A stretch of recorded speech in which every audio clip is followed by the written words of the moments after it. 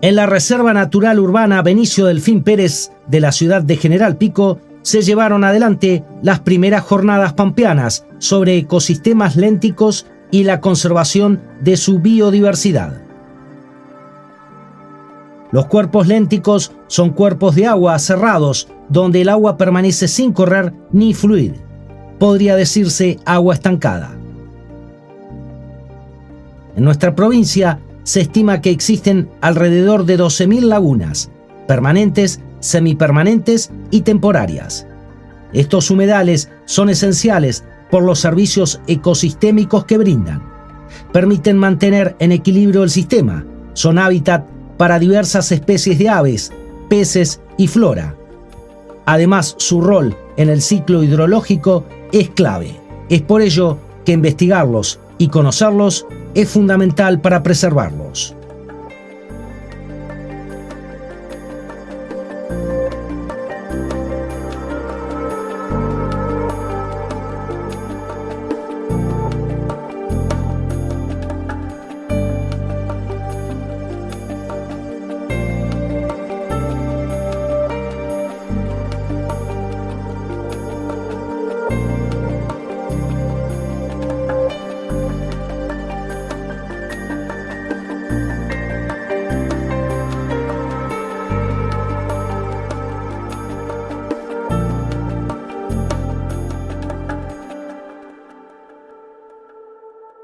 En la Reserva Natural Urbana Benicio Delfín Pérez se desarrollaron las primeras jornadas pampeanas de ecosistemas lénticos y conservación de la biodiversidad.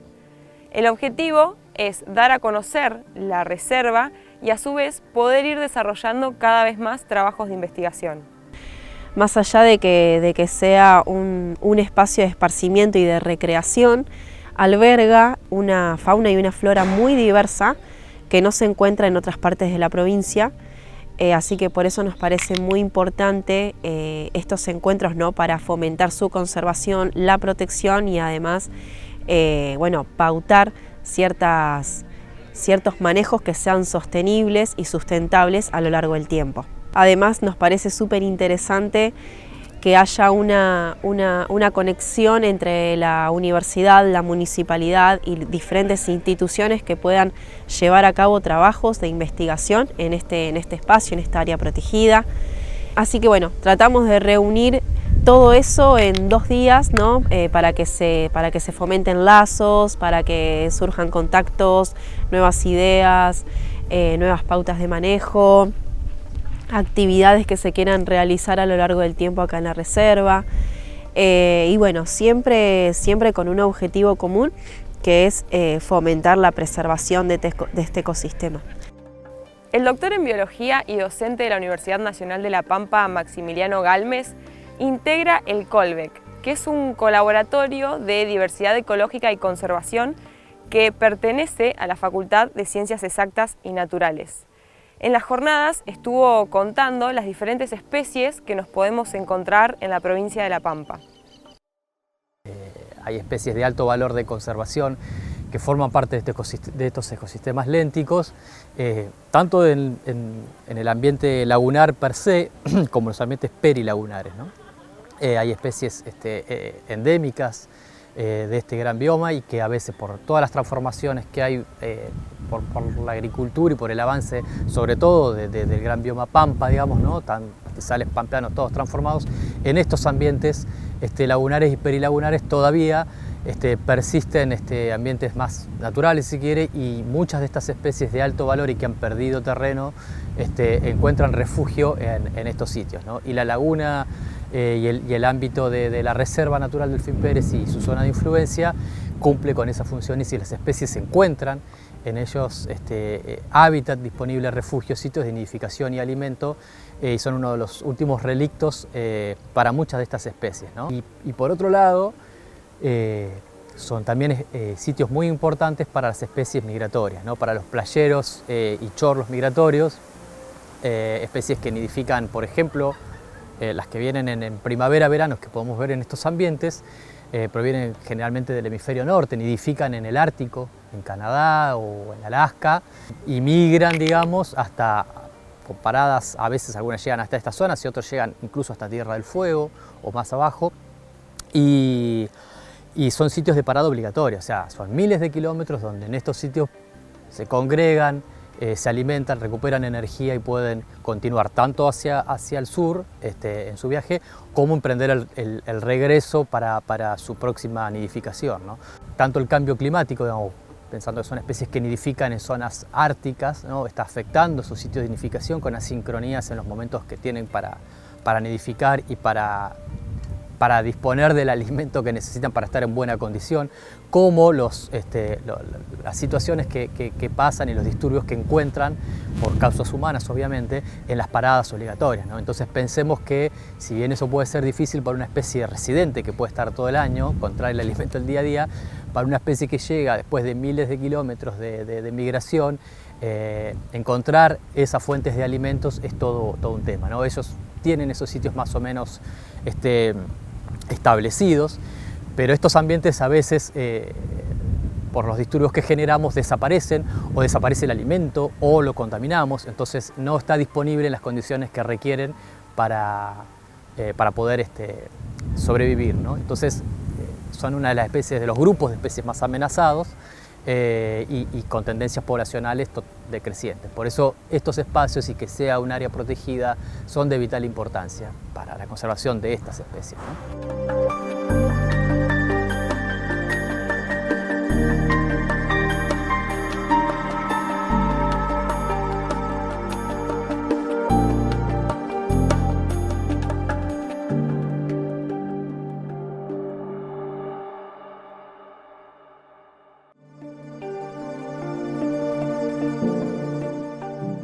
El investigador y doctor Alberto Pilati es especialista en ecología acuática y estuvo presente en las jornadas lénticas exponiendo en la mesa de recursos bioacuáticos, hablando un poco de cómo la actividad antrópica interfiere y modifica los cuerpos lénticos.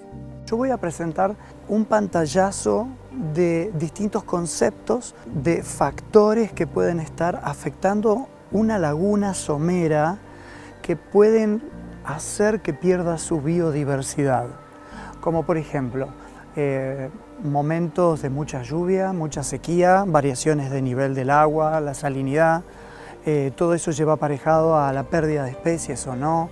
Muchas veces la ciudad, cuando es lavada, viene con efluentes cloacales que se mezclan porque a veces las cloacas también desbordan.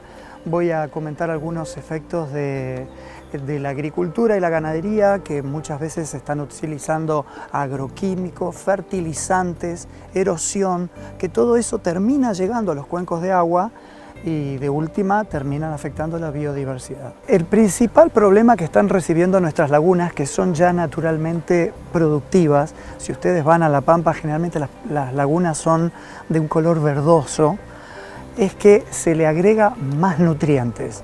Esos nutrientes pueden venir directamente, por ejemplo, por efluentes de una cloaca, tratada o sin tratar, que caiga al cuerpo de agua, o puede ser por una forma más indirecta, por un arrastre cada vez que llueve, se forma una escorrentía superficial o subsuperficial que está llevando todos esos fertilizantes que se aplicaron en la cuenca, terminan llegando adentro del agua.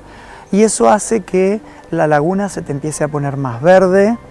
Empieza en el verano, es normal ver la mortandad de peces alrededor, la comunidad de algas cambia y aparece un grupo de algas que se llaman cianofitas, las algas azul verdosas, que muchas de ellas producen toxinas que pueden ser mortales para algunos peces o inclusive organismos acuáticos, o inclusive si a veces uno se baña, te puede causar cierto tipo de urticaria, por así decir. Omar Del Ponti es docente de la Universidad Nacional de La Pampa, de la Facultad de Ciencias Exactas y Naturales, y a su vez es el director del IAMA, del Instituto de Agua y Medio Ambiente, que pertenece a la Facultad de Ciencias Exactas y Naturales. En las jornadas estuvo presente junto con su equipo exponiendo sobre distintos trabajos de investigación, presentaciones y congresos en los que han participado. Yo me dedico a la parte de biología pesquera y piscicultura. De hecho, hoy acá voy a presentar una recopilación de trabajos que se han venido haciendo en la laguna La Arocena de esta Reserva Natural Benicio Delfín Pérez. Si bien tenemos trabajos que se registran, donde registramos especies, cómo están conformados desde el año 1999-2001, que publicamos los primeros trabajos, hemos seguido trabajando hasta la actualidad, de manera tal que hasta el 2022, de originariamente 2 especies de peces que teníamos en este ambiente, hoy llegamos a 11 especies de peces. Y todas ellas, creo, interesante comentarlo, que han venido en forma como colateral a la siembra de pejerrey. Todos sabemos que en La Pampa, la región pampeana, pero en especial en la provincia de La Pampa, desde la década del 70, 77 para ser más preciso, y hasta la década del 2000, 2004, por ahí, se registró un periodo de muy intensas precipitaciones que inundó muchos lugares, muchos campos. Las lagunas que eran históricas se hicieron mucho más grandes y las lagunas y lugares donde no habían lagunas se volvieron a hacer lagunas. Entonces como que quedó, y fueron más de 30 años de intensas precipitaciones donde la media se elevó por encima digamos, del doble en algunas oportunidades.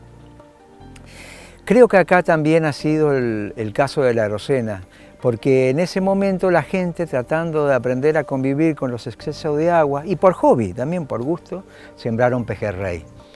Desde la década del 80 hasta 80 fundamentalmente, 90 del siglo pasado, ahí se sembró un montón de pejerrey en varios lugares, creo que ahí se sembró la Arocena.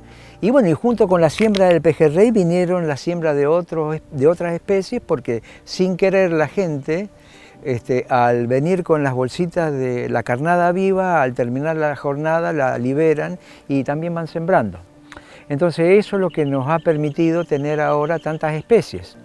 También quiero decir que en esta laguna se ha sembrado en forma intencional en algún momento la tararira, Oples malabaricus, que es un pez eminentemente voraz, pero que es lindo para algunos pescadores que les gusta la emoción. Pero nosotros, el último registro que tuvimos de Oples malabaricus, de la tararira, tarucha, ha sido en el 2013, ya después no la registramos más, creemos que ha desaparecido.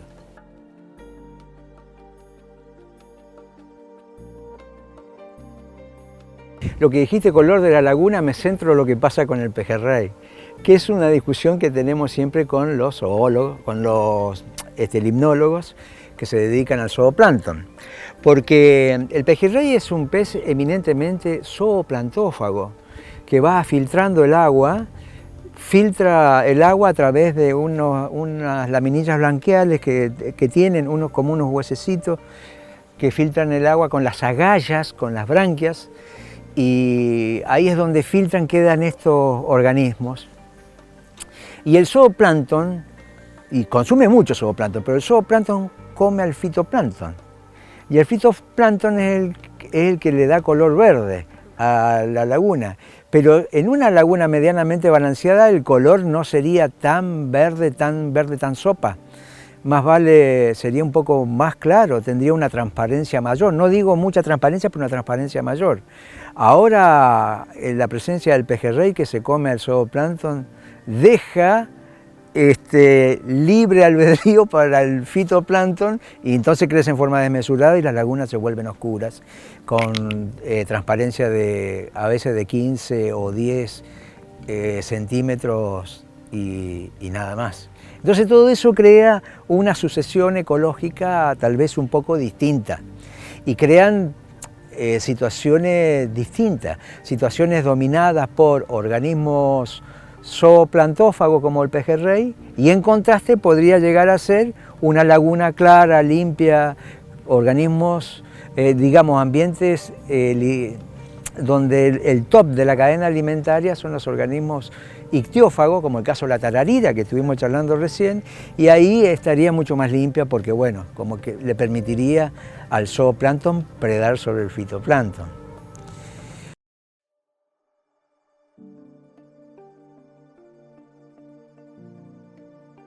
Pero el problema fundamental en nuestros ambientes es que hay una proliferación excesiva de... son ambientes con mucho fósforo y nitrógeno, son ambientes eutróficos y cualquier desequilibrio puede ser catastrófico y provocar mortandades. Por ejemplo, si estamos en un ambiente que hace mucho tiempo que no llueve y con acción del sol, las algas están a full.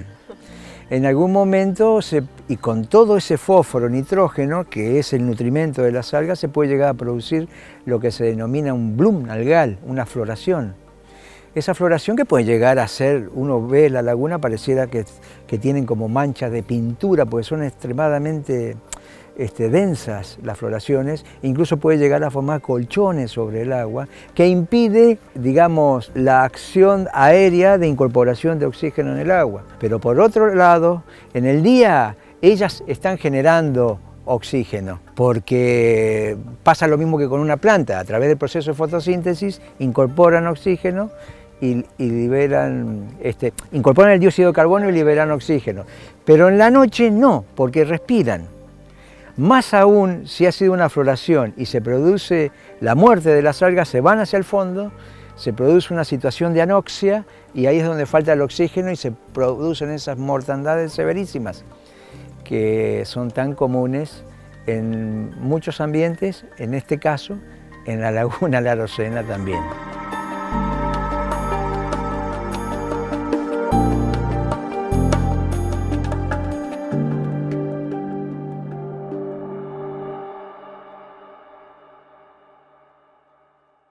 El doctor Maximiliano García también estuvo presente en las jornadas exponiendo su planificación de estudio y muestreo de los cuerpos lénticos de la provincia y la utilización de bioindicadores para poder monitorear los cambios en la calidad de estos ecosistemas. Bueno, acá yo no soy experto en lagunas pampeanas, sería un cara dura si lo digo, pero he trabajado con bioindicadores en otros sistemas y la idea es aplicarlos acá en estas lagunas, que las lagunas de la provincia de La Pampa se caracterizan por ser salinas, por ser temporarias o semipermanentes y también por tener un alto grado de eutrofización. Entonces, la aplicación de estos organismos bioindicadores tiene que ver precisamente con poder detectar cambios en estos sistemas que ya tienen una línea de base realizada por los estudios de todos los investigadores de la Universidad de La Pampa, de CONICET y demás que están acá trabajando en esta provincia. Entonces la idea es hacer un biomonitoreo en el cual se puedan detectar cambios producto de estas forzantes que nombramos, ya sea la contaminación antropogénica o el cambio climático global. Bueno, en realidad todo, ¿no? Porque hay distintas formas de verlo, ¿no? Somos parte del ecosistema, entonces podemos ser parte también del ambiente, pero también de alguna forma generamos perturbaciones negativas hacia estos microorganismos que alteran todo lo que es la calidad del agua, por ejemplo. Ya sea el aumento de las actividades humanas, como por ejemplo la industrialización, la generación de represas, la urbanización también. Esto se ve analizando distintos cuerpos de agua con distintos impactos. Y también, producto del efecto invernadero, la generación de compuestos que precisamente favorecen el efecto invernadero, ¿no? Que como consecuencia trae el aumento de la temperatura atmosférica. Así que hay una gran variedad de impactos antropogénicos y la clave es saber cuál es el que más impacta en los determinados lugares, porque por ejemplo no es lo mismo estudiar el Matanzas-Riachuelo que estudiar lagunas de este sector. Entonces el análisis integral ecológico tiene que ver un poco con eso, con saber identificar cuáles son las variables que alteran el equilibrio del ecosistema. Un dato no menor del doctor García es que trabajó e investigó muchos años en la Antártida. Bueno, sí, en cuanto a si se notan los efectos del cambio climático global en los ecosistemas costeros antárticos, sí, realmente sí. Tuve la posibilidad de participar desde hace más de 11 años haciendo campañas a la Antártida, a distintas bases de investigación argentina, formando parte del Instituto Antártico Argentino y también como becario del CONICET. y realicé 2 experiencias de lo que se denomina invernadas, que son campañas de más de un año, y la particularidad es que pude realizar una en el 2011 y otra en el 2021, ahora hace poquito. Entonces de esa manera uno puede ver, sobre todo en invierno, cómo son los efectos luego de 10 años. Es un trabajo que estoy elaborando para publicar, en donde se ve cambios notorios, por ejemplo, en el congelamiento marino, y también en verano se ve notablemente un retroceso de los glaciares. Es algo que para quienes vamos, yo hace 11 años que voy a esa base, que veo el glaciar, y es notorio, y uno lo ve, más allá de los datos o lo que puedan reflejar las muestras biológicas, uno ve y se da cuenta que camina hasta lugares que antes no caminaba. Hoy en día se pueden tomar fotos con drones y demás, y se observan cambios notorios en los glaciares, que son inevitablemente producto del aumento de la temperatura atmosférica. Bueno, eso es una experiencia que la pude vivir en carne propia por estos 2 periodos de permanecer más de un año en ese lugar hermoso que tuve la suerte de estudiar.